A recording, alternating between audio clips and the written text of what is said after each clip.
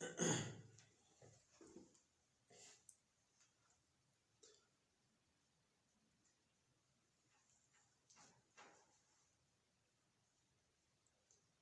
वालेकुम first year के student, sorry 9th class के स्टूडेंट। लास्ट टाइम मैंने मैट्रिक्स की कुछ डेफिनेशन लिखवाई थी स्टूडेंट लास्ट वीडियो में। उसमें हमने स्टूडेंट पढ़ा था कि डायगोनल मैट्रिक्स क्या होती है, मैट्रिक्स की कितनी टाइप्स होती हैं, स्क्वायर मैट्रिक्स और रेक्टेंगुलर मैट्रिक्स। आगे स्क्वायर मैट्रिक्स की टाइप्स पढ़ ली थी, डायगोनल, स्केलर और आइडेंटिटी मैट्रिक्स। स्टूडेंट आज हम यहाँ पे पढ़ेंगे ट्रांसपोज ऑफ अ मैट्रिक्स क्या होता है। ठीक है ना, इसकी डेफिनेशन आगे पढ़ते हैं। Transpose of a matrix A, transpose of a matrix A is obtained by interchanging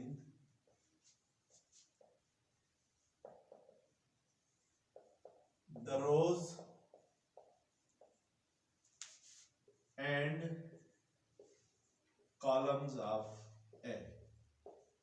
यानी किसी मैट्रिक्स ए का अगर आपने ट्रांसपोज फाइंड करना हो तो वो ट्रांसपोज कैसे ऑब्टेन करेंगे कि जो मैट्रिक्स ए है उसके कॉलम्स और रोज को इंटरचेंज करके, जब भी हम किसी मैट्रिक्स का ट्रांसपोज फाइंड करते हैं तो हम उस मैट्रिक्स के कॉलम्स और रोज को क्या करते हैं, इंटरचेंज करते हैं। यानी रो को कॉलम बना देते हैं और कॉलम्स को रो बना देते हैं। जैसे student, and it is denoted bye it is जो ट्रांसपोज ऑफ अ मैट्रिक्स है उसको हम डिनोट करते हैं। इट इज डिनोटेड बाय ए के ऊपर टी लिखते हैं और इसको पढ़ते हैं ए ट्रांसपोज। स्टूडेंट जैसे आपके पास एक्सरसाइज 1.2 है, एक्सरसाइज 1.2 का क्वेश्चन नंबर 5 है। क्वेश्चन नंबर 5 क्या है, find the transpose of the following matrix.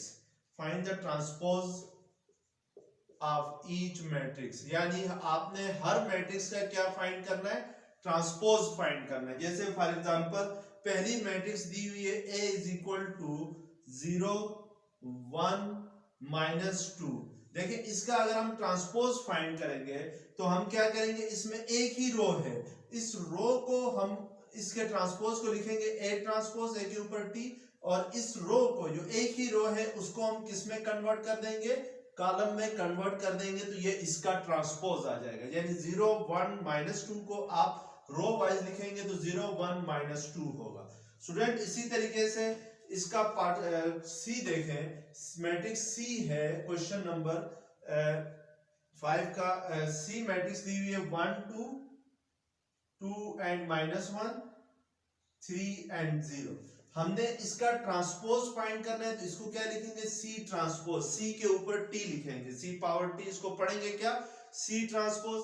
Student यहाँ पर हम फर्स्ट कॉलम क्या है 1 2 3, इसको हम फर्स्ट रो बनाएंगे, और जो सेकंड कॉलम है 2 -1 और 0, इसको हम सेकंड रो बनाएंगे। तो ये हमारे पास मैट्रिक्स सी का क्या आ जाएगा, ट्रांसपोज आ जाएगा। ठीक है ना स्टूडेंट। इसी तरह स्टूडेंट एक और मैट्रिक्स लेट्स सपोज करते हैं एफ है, मैट्रिक्स एफ आपके पास गिवन है।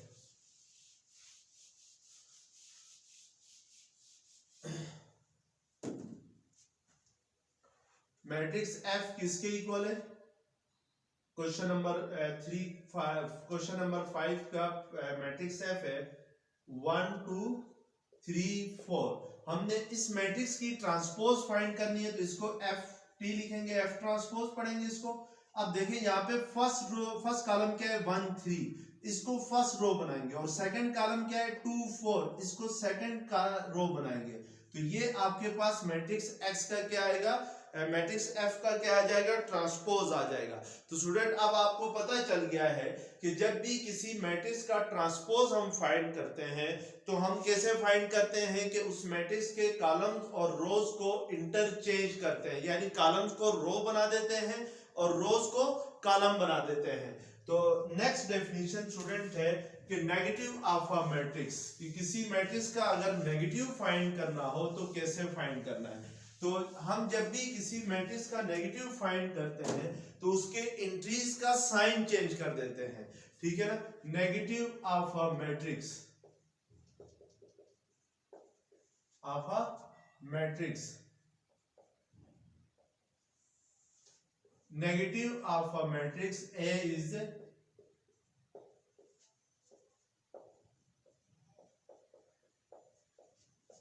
A is obtained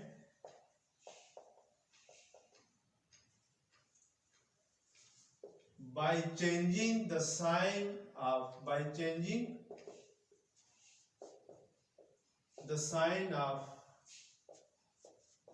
entries of A। यानी अगर आप किसी मैट्रिक्स का नेगेटिव मैट्रिक्स फाइंड करते हैं तो उस मैट्रिक्स के इंट्रीज का साइन चेंज करना होता है। जैसे आपके पास for example and it is denoted by -a। इसको हम किससे डिनोट करते हैं? -a से डिनोट करते हैं। जैसे एक्सरसाइज आपके पास है 1.2, इसका क्वेश्चन नंबर 4 है, find negative of the matrix, ठीक है ना, A B C D। आपने इन मैट्रिक्स का नेगेटिव फाइंड करना है। फर्स्ट मैट्रिक्स है, let's suppose A is equal to 1 0 -1 है, ठीक है ना स्टूडेंट। अगर इसका हमने नेगेटिव फाइंड करना है इस मैट्रिक्स A का, तो हम उसको लिखेंगे -a, ठीक है। -a क्या होगा कि इस मैट्रिक्स A की इंट्रीज का साइन चेंज करेंगे। स्टूडेंट यहाँ पे देखें 1 के साथ कोई भी इंट्री नहीं है, कोई भी साइन नहीं है, तो इसका मतलब है प्लस का साइन है। प्लस का साइन हो तो हम उसको लिखते नहीं है बल्कि होता है, ठीक है ना। प्लस का साइन मेंशन करने की जरूरत नहीं होती है। अब 1 के साथ प्लस का साइन है तो इधर क्या लगा देंगे? माइनस का साइन लगा देंगे। 0 जो है स्टूडेंट वो एक न्यूट्रल नंबर है, 0 ना पॉजिटिव नंबर है ना नेगेटिव नंबर है, ठीक है, उसको एज इट इज लिखेंगे। और यहाँ पे जो थर्ड एंट्री है फर्स्ट कॉलम की वो -1 है, तो इधर क्या आ जाएगी? +1 आ जाएगी। इसी तरीके से स्टूडेंट इस मैट्रिक्स का जो पार्ट डी है वो देखें। डी आपके पास मैट्रिक्स डी है -3 2 -4 एंड 5, ठीक है ना। इसका नेगेटिव मैट्रिक्स फाइंड करना है तो इसको हम क्या लिखेंगे? -d लिखेंगे। अब इसमें जो d की जो एंट्रीज है, फर्स्ट एंट्री -3 है तो उसको +3 बना देंगे। सेकंड एंट्री 2 है तो ये -2 हो जाएगी। थर्ड एंट्री सेकंड रो की फर्स्ट एंट्री -4 है तो ये +4 हो जाएगी। इसी तरह 5 की जगह क्या आ जाएगा? -5 आ जाएगा। तो ये नेगेटिव ऑफ अ मैट्रिक्स होगा, ठीक है ना स्टूडेंट। अब स्टूडेंट हम जरा आगे चलते हैं कि एडिशन ऑफ मैट्रिक्स कैसे किया जाता है, ये देखना है आपने।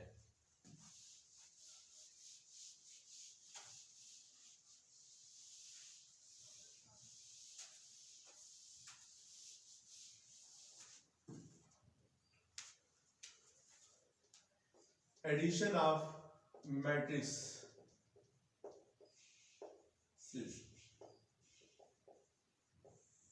two matrices A and B are said to be conformable for addition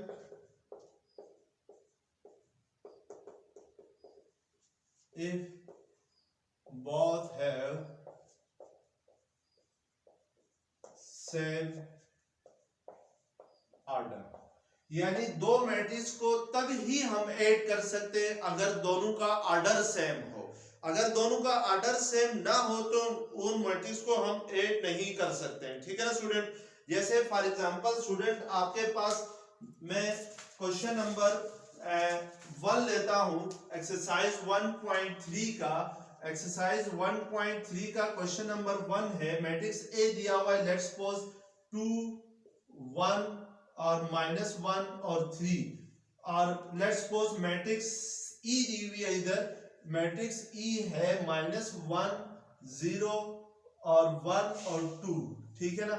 अब हम इन दोनों मैट्रिक्स को ऐड कर सकते हैं या नहीं कर सकते, तो हमने देखना है कि इस मैट्रिक्स ए का ऑर्डर क्या है। ऑर्डर ऑफ ए क्या है आपके पास? यहाँ पे कितनी रोज है? 2 रोज है। और कॉलम्स कितने हैं? 2 कॉलम्स है। तो ऑर्डर इसका 2/2 है, या इसका ऑर्डर इस तरह लिखा जाता है 2 क्रॉस 2, यानी फर्स्ट ये रोज हुई और ये क्या हुए आपके पास? कॉलम्स हुए, ठीक है ना स्टूडेंट। इसी तरह मैट्रिक्स ई का जो ऑर्डर है वो भी क्या है आपके पास? 2 रोज है और 2 कॉलम्स हैं। तो हम कह सकते हैं कि मैट्रिक्स ई को मैट्रिक्स ए में ऐड किया जा सकता है। क्यों ऐड किया जा सकता है? क्योंकि दोनों का ऑर्डर सेम है। लेकिन मैट्रिक्स ए, एक और मैं मैट्रिक्स लेता हूं, लेट्स सपोज जो मैट्रिक्स सी दी हुई है आपके पास वो है 1 0 2 -1 एंड 1 -2 है। तो स्टूडेंट इस मैट्रिक्स सी का जो ऑर्डर है, ऑर्डर ऑफ सी जो है वो आपके पास कितनी रोज है, इसमें 3 रोज हैं। तो 3 बाई और कॉलम्स कितने हैं, 2 कॉलम्स हैं। तो मैट्रिक्स सी का ऑर्डर क्या आ रहा है आपके पास 3/2 आ रहा है। तो इसका मतलब है कि मैट्रिक्स सी को मैट्रिक्स ई और ए में ऐड नहीं किया जा सकता है, ठीक है ना।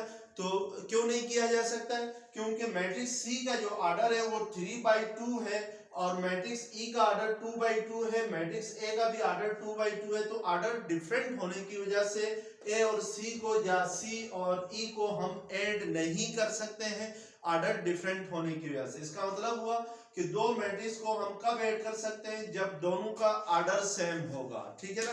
तो स्टूडेंट अब हमने ऐड कैसे करना है ये देखने के लिए जरा इन दो मैट्रिक्स को ऐड करते हैं हम लोग। मैट्रिक्स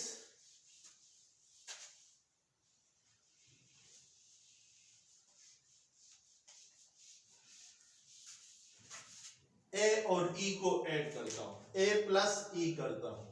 अब दोनों का ऑर्डर सेम है, ए क्या है 2 1 है और -1 और 3 है, प्लस सी करूं तो मैट्रिक्स सी क्या है, सॉरी मैट्रिक्स ई क्या है आपके पास -1 0 1 2 है। तो मैट्रिक्स ए और सी को ऐड करेंगे तो स्टूडेंट हम हमेशा याद रखें कि सबसे पहले चेक करेंगे कि दोनों का ऑर्डर सेम है, यस ऑर्डर सेम है। तो ऐड हम क्रॉसपोंडिंग एंट्रीज को ऐड करेंगे। कैसे क्रॉसपोंडिंग एंट्रीज क्या होंगी, जहां पे फर्स्ट रो की फर्स्ट एंट्री 2 है और सेकंड मैट्रिक्स ई में फर्स्ट रो की फर्स्ट एंट्री -1 है। तो 2 को ऐड करेंगे -1 में, 2 को -1 के साथ ऐड करेंगे और इस 1 को इस 0 के साथ ऐड करेंगे, यानी क्रॉसपोंडिंग एंट्रीज ऐड होंगी, ठीक है ना। और इसी तरीके से -1 की क्रॉसपोंडिंग एंट्री इस मैट्रिक्स में क्या है 1 है, तो -1 + 1 होगा। और 3 की क्रॉसपोंडिंग एंट्री इधर क्या है 3 + 2 है, सेकंड मैट्रिक्स में क्रॉसपोंडिंग एंट्री 3 की 2 है। तो हम 3 को 2 के साथ ऐड करेंगे। तो स्टूडेंट ये आपके पास प्लस इंटू माइनस क्या होता है, माइनस होता है। तो इसको हम लोग क्या लिखेंगे अगले स्टेप में 2 - 1 लिखेंगे। तो 2 - 1 1 होता है, 1 + 0 1 होता है, -1 + 0 -1 + 1 0 होता है, 3 + 2 ये क्या होता है 5। तो इसका मतलब ये हुआ कि स्टूडेंट याद रखें कि दो मैट्रिक्स तब ऐड होती है जब दोनों का ऑर्डर सेम हो, एक बात। दूसरी बात, जब हम दो मैट्रिक्स को ऐड करते हैं तो हमेशा क्रॉसपोंडिंग एंट्रीज ऐड होती हैं, इसके अलावा कोई एंट्री ऐड नहीं होती है। अब स्टूडेंट कि हमने ये देखना है, और माइनस के लिए भी यही रूल है, जब सब्ट्रैक्शन ऑफ मैट्रिक्स करेंगे तो उसके लिए भी यही रूल है कि दो मैट्रिक्स तब सब्ट्रैक्ट हो सकती है जब दोनों का ऑर्डर सेम हो, और हम सब्ट्रैक्शन क्रॉसपोंडिंग एंट्रीज को ही सब्ट्रैक्ट कर सकते हैं। तो अब हम देखते हैं कि मल्टीप्लिकेशन ऑफ मैट्रिक्स या प्रोडक्ट ऑफ मैट्रिक्स क्या कैसे करेंगे। Multiplication of matrix, multiplication of matrix, two matrices A and B are said to be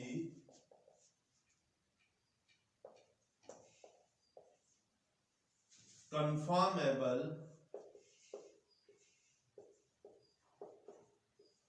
for product,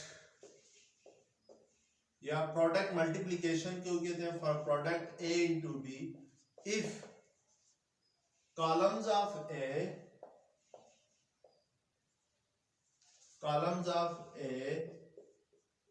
are equal to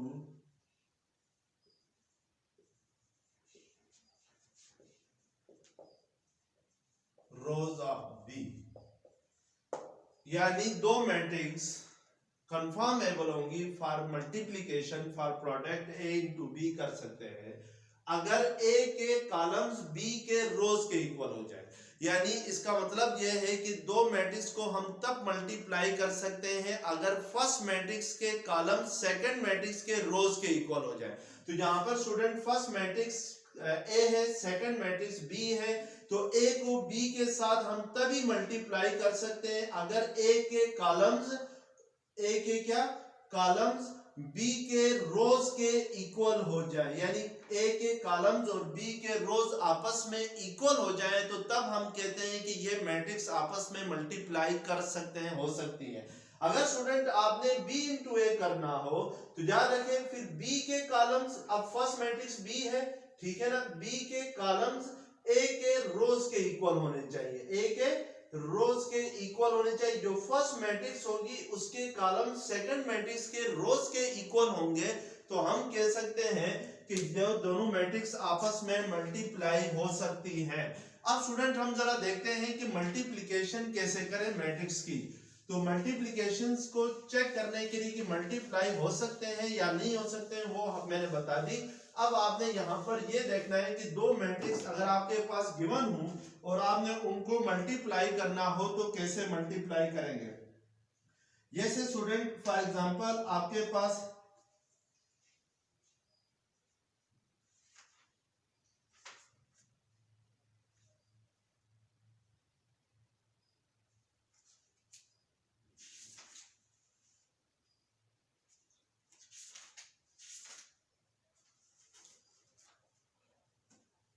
एक एग्जांपल लेता हूं। फॉर एग्जांपल आपके पास है 1 2 मैट्रिक्स ए है और मैट्रिक्स बी क्या है, सेकंड मैट्रिक्स 4 0 है। आपसे कहता है इन दोनों मैट्रिक्स को मल्टीप्लाई करो, तो हम सबसे पहले चेक करेंगे कि ये दोनों मैट्रिक्स मल्टीप्लिकेशंस के पॉसिबल है या नहीं है। तो उसके लिए देखें, हमने देखना है जो मैट्रिक्स ए है फर्स्ट मैट्रिक्स है, इसमें कितनी रोज है, एक ही रो है। सेकंड मैट्रिक्स में कॉलम्स कितने हैं, एक कॉलम है, यानी कॉलम सॉरी फर्स्ट मैट्रिक्स में कॉलम देख रहे हैं, सॉरी फर्स्ट मैट्रिक्स में कितने कॉलम्स हैं, 2 कॉलम्स हैं, 1, और ये सेकंड कॉलम हुआ, ये C1 ये C2। सेकंड मैट्रिक्स में रोज कितनी है, 2 रोज है, ये रो 1 हो गई, ये रो 2 हो गई, यानी कॉलम जो है वो रोज के इक्वल है। तो हम कहेंगे कि ये दोनों मैट्रिक्स आपस में क्या हो सकती है, मल्टीप्लाई हो सकती है। अब मल्टीप्लिकेशन कैसे करें उसके लिए देखें कि आपने क्या करना है कि फर्स्ट रो को फर्स्ट कॉलम से मल्टीप्लाई करना है। इधर फर्स्ट रो कौन सी होगी, 1 2 होगी, इधर फर्स्ट रो कौन सी होगी, 1 2, और इधर फर्स्ट कॉलम कौन सा है, 4 0 है। तो हम फर्स्ट रो को फर्स्ट कॉलम से मल्टीप्लाई करेंगे। कैसे करेंगे, इस फर्स्ट एंट्री को 1 को इस कॉलम की फर्स्ट एंट्री 4 के साथ मल्टीप्लाई करेंगे, 1 इंटू 4 होगा। फिर प्लस करके आपने सेकंड एंट्री को, इस रो की सेकंड एंट्री 2 को, ये जो सेकंड मैट्रिक्स में जो फर्स्ट कॉलम है उसकी सेकंड एंट्री क्या है, 0, यानी 2 को किससे मल्टीप्लाई करेंगे, 0 से मल्टीप्लाई करेंगे। तो ये आपके पास 1 4 4 प्लस 2 इंटू 0 0 आ जाएगा, तो ये क्या आ जाएगा, मैट्रिक्स 4 आ जाएगी। अब स्टूडेंट यहाँ पे देखें, आपके पास एक ऑब्जेक्टिव भी आ जाता है कि फर्स्ट मैट्रिक्स का ऑर्डर आपके पास क्या था कि रोज कितनी थी, 1, कॉलम कितने थे, 2, तो 1 क्रॉस 2 है, और सेकंड मैट्रिक्स का ऑर्डर क्या है, 2 क्रॉस 1 है, यानी 2 रोज है और 1 कॉलम्स है। जो हमारे पास प्रोडक्ट मैट्रिक्स आई है उसका ऑर्डर क्या होगा, 1 क्रॉस 1 होगा, यानी इधर से आपके पास रोज आ जाएंगी और इधर से क्या आ जाएंगे, कॉलम्स आ जाएंगी। जो प्रोडक्ट मैट्रिक्स आ जाएगी उसकी उसका जो ऑर्डर होगा वो उसमें ऑर्डर कैसा होगा कि फर्स्ट मैट्रिक्स के रोज आ जाएंगी, सेकंड मैट्रिक्स के कॉलम्स आ जाएंगी। आपके पास ऑब्जेक्टिव आ जाता है कि if a matrix A of order A is of order m cross n and b is of order l cross p कर ले, ठीक है ना। तो then order of a into b is dash, ठीक है ना। तो हम क्या करेंगे, यहां से रोज लेंगे, जो order of a into b होगा वो m क्रॉस, और यहां से सेकंड मैट्रिक्स b है उसके कॉलम्स आ जाएंगे, वो क्या होगा, m क्रॉस p होगा, ठीक है ना स्टूडेंट। तो ये आपके पास ऑब्जेक्टिव भी आ जाता है। तो स्टूडेंट हमने यहाँ पर आज इस लेक्चर में देख लिया कि भाई हम मैट्रिक्स की एडिशन कैसे करते हैं, ट्रांसपोज ऑफ मैट्रिक्स क्या होता है, और मल्टीप्लिकेशन यानी प्रोडक्ट ऑफ मैट्रिक्स कैसे करते हैं। तो हम इंशाल्लाह नेक्स्ट उसमें क्या नाम एक्सरसाइज करेंगे। नेक्स्ट वीडियो में मैं इंशाल्लाह ये एक्सरसाइज करके आप लोगों को दे दूंगा। तो आप प्लीज़ अगर ये लेक्चर पसंद आ गया तो इसको सब्सक्राइब करिएगा। Thank you very much.